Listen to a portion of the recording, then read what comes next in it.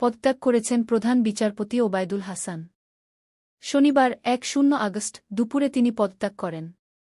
এর আগে এ বিষয়ে তিনি আইন, বিচার ও সংসদ বিষয়ক উপদেষ্টা অধ্যাপক আসিফ নজরুলের সাথে কথা বলেছেন।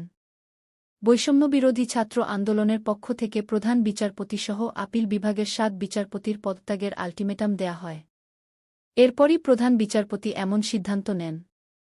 এছাড়া আপিল বিভাগের ৫ বিচারপতি পদত্যাগের সিদ্ধান্ত নিয়েছেন।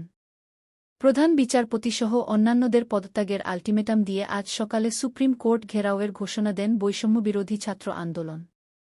পরে বিপুল সংখ্যক শিক্ষার্থী সুপ্রিম কোর্ট প্রাঙ্গণে এসে জড়ো হতে থাকেন। সেখানে তারা প্রধান বিচারপতির পদত্যাগের দাবিতে স্লোগান দেয়া শুরু করেন।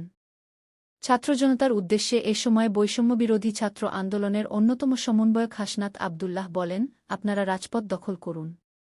আপনাদের পার্শ্ববর্তী জেলা কোর্ট, হাইকোর্ট ও সুপ্রিম কোর্ট ঘেরাও করুন। যতক্ষণ পর্যন্ত প্রধান বিচারপতি ও অন্যান্য বিচারপতিরা পদত্যাগ না করছেন, জুডিশিয়ারি কু করার ষড়যন্ত্র থেকে যতক্ষণ না তারা সরে আসছেন ততক্ষণ পর্যন্ত ছাত্রজনতা রাজপথে থাকবে।